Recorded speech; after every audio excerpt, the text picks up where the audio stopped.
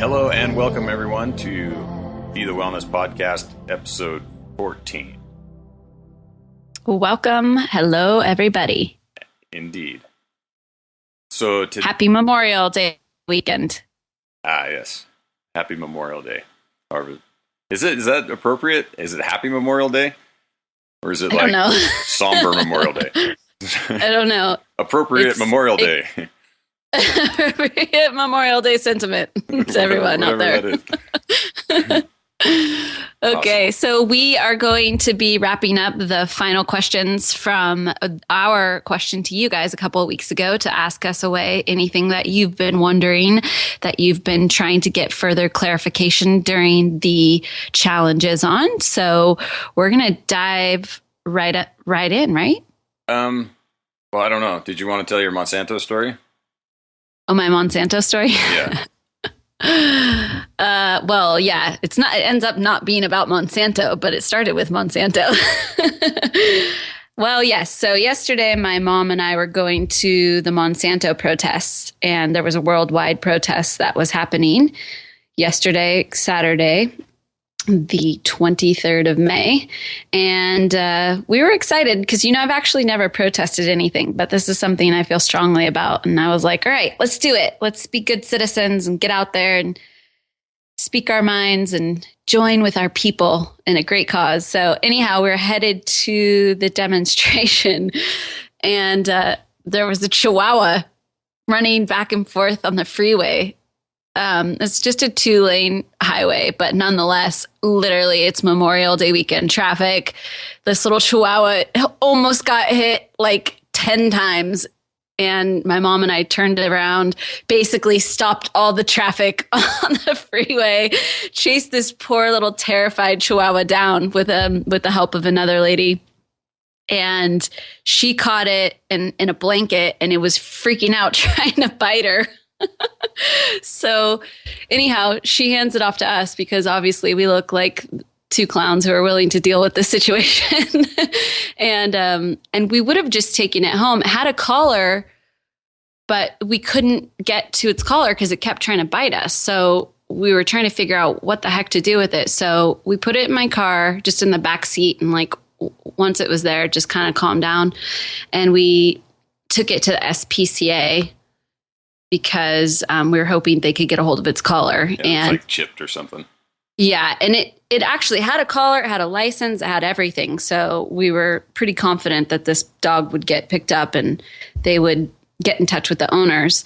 But yeah, so anyway, we ended up having to turn around and drive 40 minutes back to the SPCA because we were in this small, sort of country area of the highway. And so we missed the protest. But you saved a dog. But we saved a dog, yeah. And which is, for those of you who know, I'm a dog saving freak. So I guess that just was meant to be yesterday. They probably didn't miss you at the No, at the they rally. didn't. Yeah. I missed them, but they didn't miss me. They didn't even know I was coming. Yeah, that's awesome. But hopefully Romeo was the Chihuahua's name. Hopefully his family came and got him by now. We're going to call tomorrow and check and see if he's been picked up and make sure he's all good. But yeah so that that was an interesting episode. So it turned into dog saving day instead of protest day. Well, there you go. There you go. Yeah. So, okay. Anyway, moving on. Glycogen storage. Bam. Yeah. So this is actually a relatively new question, and I answered it kind of in the feed, but the sort of what came up was somebody was noticing that they had some weight fluctuations that they couldn't really account for because clothes still fit the same. They felt like they sort of look the same, but then they jump on the scale and they're heavier. And happens to me all the time. Yeah. You're like, I swear nothing's different. Yep. Yeah. And so it's kind of one of the reasons why, we don't really advocate the frequent weigh-ins, and for some people it's fine, but for others, if you get really depressed or kind of, bummed out, if your scale fluctuates significantly day to day, it's just not worth doing. And it's just not worth getting sort of derailed or discouraged by some fluctuating scale numbers. And so one of the things that really impacts your day-to-day body weight is your glycogen storage and how much you're storing. And so we just want to talk about that a little bit, because it's if you do like to weigh yourself, this is something that you want to get really kind of into this. You can take a look at your workout and take a look at your carbohydrate intake and then correlate that to your weight. And you, at some point, will probably get it figured out that, on days that you eat more carbohydrate, the next day you tend to be heavier. And that's, it's not always, you're not gaining fat overnight. It's muscle glycogen is what it comes down to. So, if that's not a rambling enough introduction here, no, not for me. Not for you? It's working? I'm still with you. It's working? Okay. So the situation with glycogen is that it's basically how your body stores glucose. So it's sort of like a starch, actually, when it like the molecular structure is very starchy, and so the body stores glucose in the muscles, like skeletal muscle, and in the liver as glycogen, and that's really the only places that we store it. That's any blood sugar that's not circulating in your bloodstream. The only other access to it is through either liver or muscle glycogen. And so when your body pulls glycogen in, so when you're replenishing the cellular glycogen stores, it pulls some water with it, and so then you end up with this situation where if you're dehydrated and you didn't drink any water, then that doesn't really change anything, because it'll pull from your extracellular space, it'll pull from fat mass and stuff like that to get the water. But if you're a normal person and you're drinking water on a daily basis and you're working out and you're doing this stuff, and as your muscles start to replenish their glycogen, it's going to take some of that water that you're drinking and store it. So it's essentially you're putting on water weight, every time your body does that. And so the body regulates this whole glycogen thing pretty evenly, and it really takes somewhere, most of the studies should put it between 8 and 12 hours for your body to replete itself of glycogen and refill all the muscles, right? So regardless of what you eat. So over that course of the 8 to 12 hours, your body's just pulling from whatever fuels it has available to top off your muscle glycogen. Now, when you spend a bunch of time low carb, and maybe if your strength and conditioning program hasn't been exceptionally strength-based, meaning that maybe you do some body weight stuff here or there, or you spend most of your time on moderate bicycling, jogging, ellipticals, like that kind of stuff, burns off some muscle glycogen, but it doesn't really signal your body to store more. So if you've been low carb for a period of time and doing these kind of less intense exercise, your body will eventually just kind of store less glycogen than it has capacity for. So you see it a lot in men. I think it's easier to see because generally your shoulders and your chest and stuff like that on men are a little bit more pronounced. And you'll see that they kind of, the edges sort of flatten. Everything sort of gets a little bit softer looking. And it's because there's just less glycogen in the muscles. And then so you can contrast that with a bodybuilder type where their shoulders and their chest are very square. The angles are very full and it's looks hard. And it's because they're full of glycogen. And so there's, it's a pretty significant swing, really, one way or the other. So it's what the bodybuilders are trying to accomplish, right? They're trying to keep high percentages of glycogen in their muscles to keep that look. Yeah, exactly. Well, and they use it to manipulate their water weight, right? So it's it's a pretty robust tool, really. If you sort of dial this whole thing in, you can actually dramatically change the way that you look from day to day. If you're 50% body fat, it's not really going to change much. But if you're down in the 20s, the high teens for guys and the high 20s for women, you can make a pretty significant change in the way you look just from your water weight. So, right. But circling back, so if you've been low carb for a while and then you come into our program and you're maybe still eating low carb, but now you're starting to do some more significant strength and conditioning training, like the Monday, Wednesday, Friday workouts that we do will deplete your glycogen stores, but they're also intense enough that they're going to stimulate your body to store more glycogen. So if you were previously low carb and kind of moderate exercise and your body's, say, topping itself off around 75%, now your body's going to start wanting to be closer to 100% to make sure that it's fueled up for the next workout. So you can see that 25%, I mean, these are arbitrary numbers, but that 25% of additional glycogen is a pretty considerable amount of weight. Absolutely. Yeah.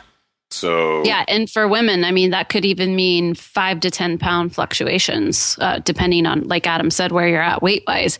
But if you're sort of in your ideal body weight place, it can literally be 5 to 10 pounds difference. It's crazy how much it can fluctuate. Yeah, it's all dependent on how much muscle mass you have, right? Right. So the more muscle mass you have, the more glycogen there is to swing one way or the other. So again, it really just comes back to if you're going to weigh yourself routinely and it potentially bothers you, if you see these numbers, it might just be helpful to understand that might be what's going on. You've got this glycogen swing one way and then the other way another day, and you won't necessarily look much different on the outside. Right. And so if you wanted to get rid of that water weight, if you will, then basically you would just have to kind of burn it off for a few days without replenishing it. Correct? The glycogen? Yeah. Yeah. And I mean, so the thing is your body's going to recompensate with, anyway, it's going to pull the same amount of water in with it. It's just really a fluctuation. The only real way to manipulate the water weight is to not drink water. Right. So that's kind of like the bodybuilder thing is to go like the week before your competition, you don't do any carbohydrate. So your body's completely depleted of glycogen all week. You're continuing to work out and you're doing all this stuff, burning off the glycogen as much as possible. And then you stop drinking water a day or two before your workout or before your show. So your body gets completely dehydrated. And then you do a massive carb refeed, like with straight up corn syrup, like they use flat soda and corn syrup and stuff like that to try to replete their glycogen stores. And then when they do that, there's no water left in their body because they're so dehydrated. So the glycogen pulls water from like the only places that are left, which are usually like the fat cells sort of right underneath your skin layer, that sort of subcutaneous fat layer. So that's how these guys get that like shrink wrapped, super ridiculously ripped look is by completely dehydrating all those fat cells, like the remaining fat cells that are in there. So anyway. So, it's interesting because I feel like we should be clear with people about the application of this kind of stuff, because ultimately, and it's like what Adam said in the beginning, we're not big on advocating for weighing yourself, because if you really stick to that number, you can freak yourself out day to day what's going on. It's really about how your clothes are fitting, how you're looking. Measurements are a great thing to do, especially for women, because you can start to see off your hips and thighs and waist and how things are changing and shifting around. But ultimately, if you start trying to manipulate and really get into the nuances of your glycogen stores, you're going to probably drive yourself crazy. Yeah, it's a commitment. I mean, it's a commitment to manage that stuff, and you kind of need somebody who knows what they're doing. I mean, the worst case scenario is you're going to end up dehydrated, right? But it's just not. It's just not worth doing. But this is an interesting thing because, we've worked with people in the past who are more of the bodybuilder mindset. And this is actually kind of a line in the sand that I want to draw, because I really strongly don't think that this kind of mindset is the healthiest for people to live by, especially for women, because our bodies do change so much. And to try to stay managing this is probably just as obsessive as trying to manage how many calories you're eating. And it's kind of a different zone, but it's that same kind of management system that you have to just be totally on top of and completely obsessed with. Oh, I need less carbs today. I need, only 20 carbs today. And then tomorrow I can eat.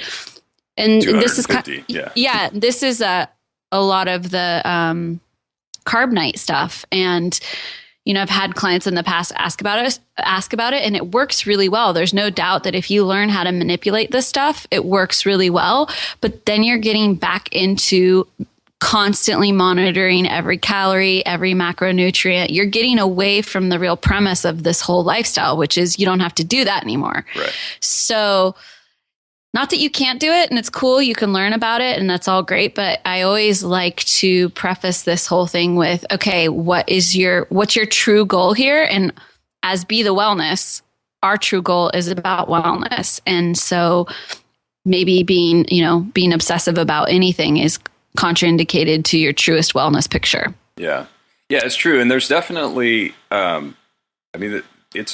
being too lean is a real thing, especially for women. And it's, and that's kind of how to get to being too lean.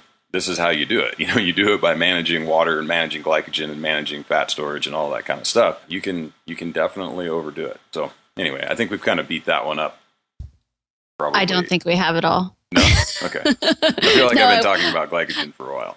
You have, but no, this is actually just something really important because this is probably one of the main reasons that we wanted to start Beethewellness is to get away from this kind of obsessive behavior. Not that people can't decide to learn about these things and tinker with them, but our hope is that you learn to educate yourself, but then you get back into that nice greased groove of understanding that, okay, well, yeah, my body weight may fluctuate 5 or 10 pounds. I understand it's just glycogen swings.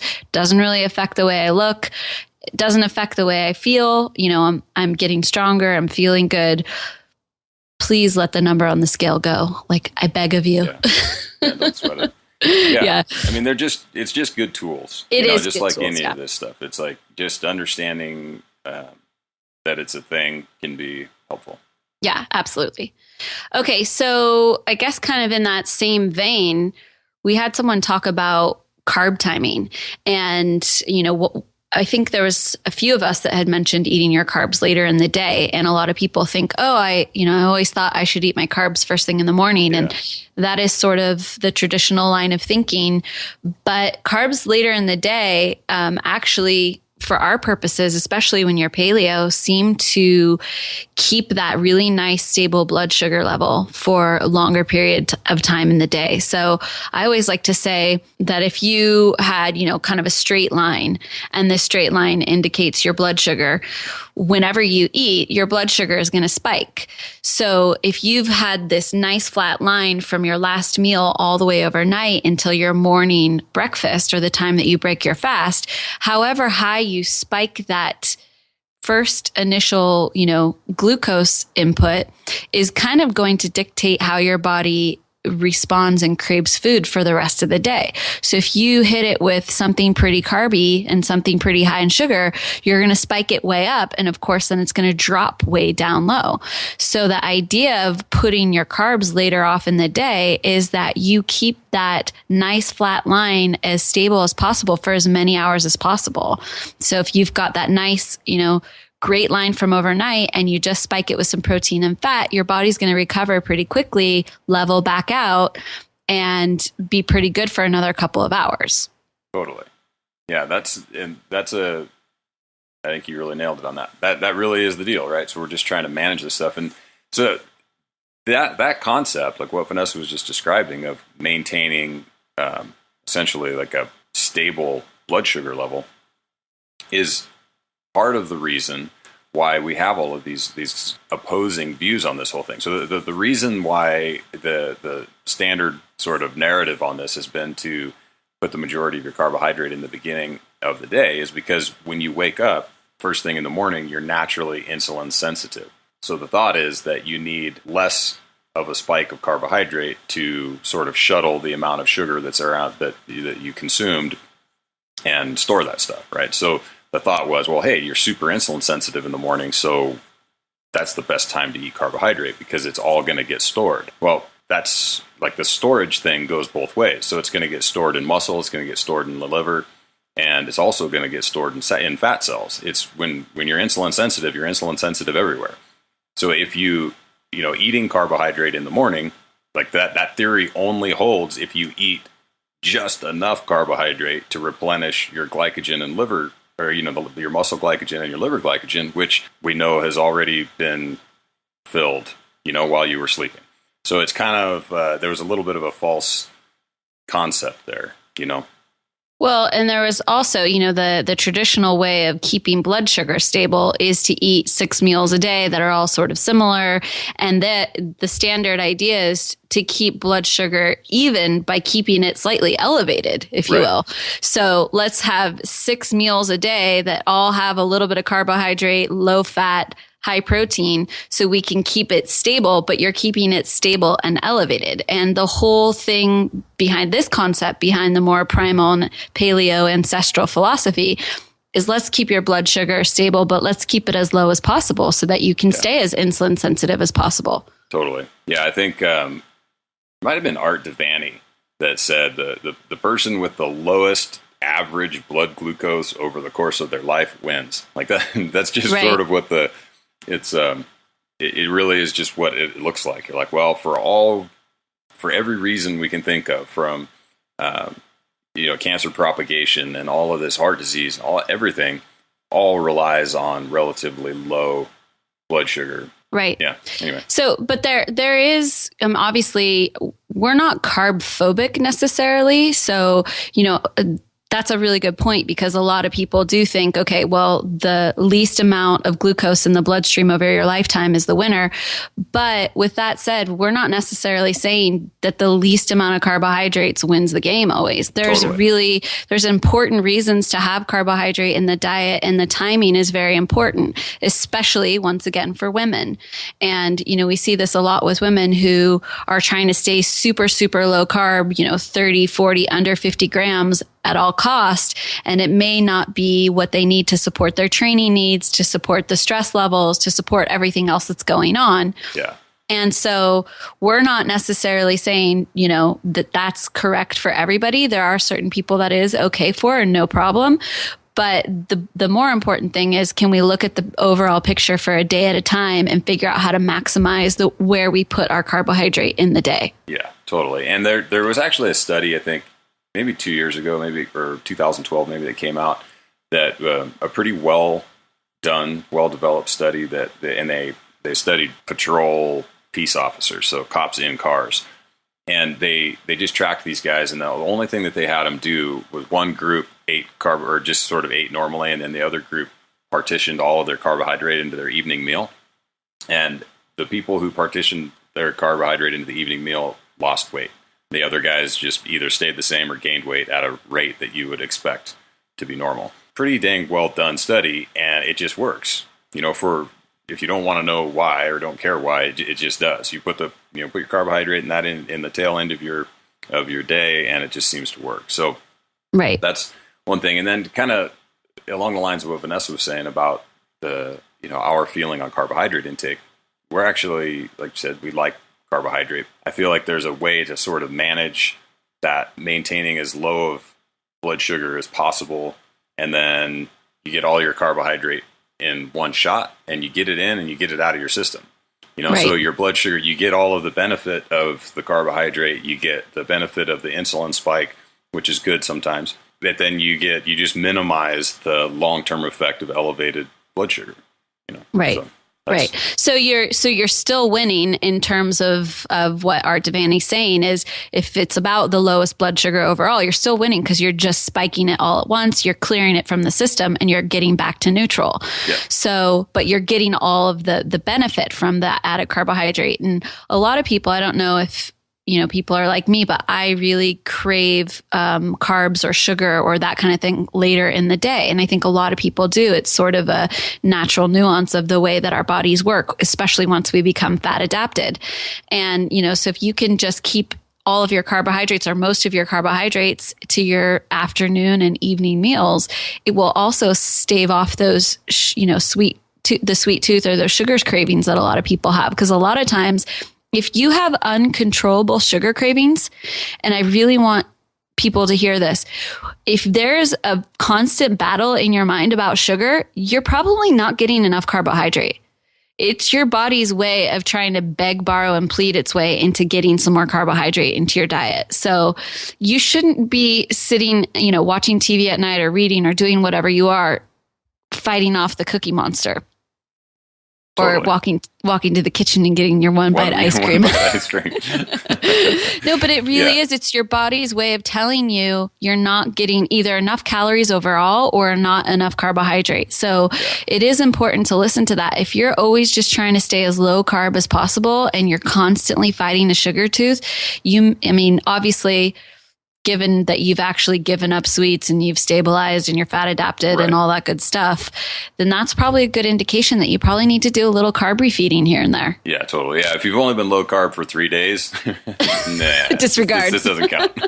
You're just going to have to fight Cookie Monster a little longer. Yeah, this is just par for the course. But so that it seems to work pretty good. And the other piece of this is this whole sleep situation. And if you're super, super low carb all the time and you find that you're waking up at 3 a.m. or, whatever, routinely, it could be that a little bit of carbohydrate before bed, it may not be a bad idea at all. Yeah, kind of help absolutely. That stuff out. Yeah. It's worth trying. I think, anyway. Okay, moving on. Intermittent fasting. So intermittent fasting is tricky for women because on one hand, it's really great to give your body a break from food digestion and gives our body a great time to clean up any damaged cells and do some extra work on cell reparation. But on the other hand, it can be tricky to know if perhaps it's contraindicated for you because of elevated stress levels or other things that are going on in your life. So the way that I've always approached it for myself and talking with clients is you've got to almost get a little intuitive with intermittent fasting because there isn't a ton of research out there with regard to women. So although we found that it's great when it comes to men, and I'm sure that some of those results, fall over into women as well, there's not a lot that's been focused specifically on women. Yeah. So if you are, if you've got high stressors, like if you're waking up in the morning and you've got a high stress day ahead of you and you maybe didn't get the best night of sleep or you wake up and you're still a little tired. And furthermore, if you wake up and you are already starving, those are going to be pretty good indications that an intermittent fast or staving off your first morning meal may not be the best idea for you. If you, and this, once again, it's going to come back down to your intuition, but usually the way that I roll it with the intermittent fast is if I look at the clock and I'm like, it's already 11 a.m. and I haven't even thought about food yet, then my body's cool. It's cruising. Yeah. It's okay with not having that first meal. But if you're at, like I said, 8 a.m. going, holy crap, I'm starving and I'm not supposed to eat until noon. It's just, you're just not set up for it. Like whether it was just like you said, a poor night's sleep. And you can't let one day necessarily derail the whole concept, right? So if one day you wake up and you're like, oh my God, there is no way I'm making it until 11 o'clock to eat my first meal. Well, then eat your first meal. Like there's probably, but take a look back and at the, what you did the day before, the kind of sleep you got, all of that, and try to at least correlate it, so you can say, oh, okay, well, this makes sense that I can't intermittent fast the day after, I got 2 hours of sleep. And that's one. Right. I mean, all of this stuff is actually true for men as well. I mean, it's true that a lot of the studies have been done on men, but the stress levels and the lack of sleep and all of that stuff affect us in a similar way. We just, for whatever reason, seem to be a little bit more robust in the carbohydrate restriction range. And particularly when it comes to reproductive health. So men can have these same effects and it doesn't necessarily change their reproductive vitality.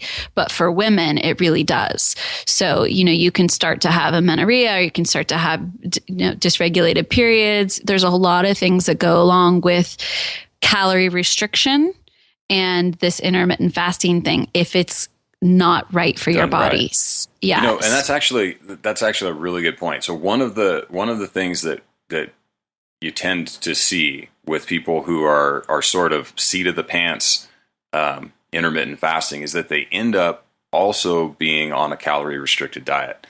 Right. There's almost zero chance of a low calorie intermittent fasting situation ending well in the long term. Like if you're going to do the intermittent fasting, you probably need to, like, in fact, most of the studies show that you need to eat some percentage higher calories than you would if you were eating those meals spread throughout the day. So you have to make sure that you're getting enough food. It's just a compressed feeding window. You're not skipping meals. You're just compressing that, all of those calories into a smaller window.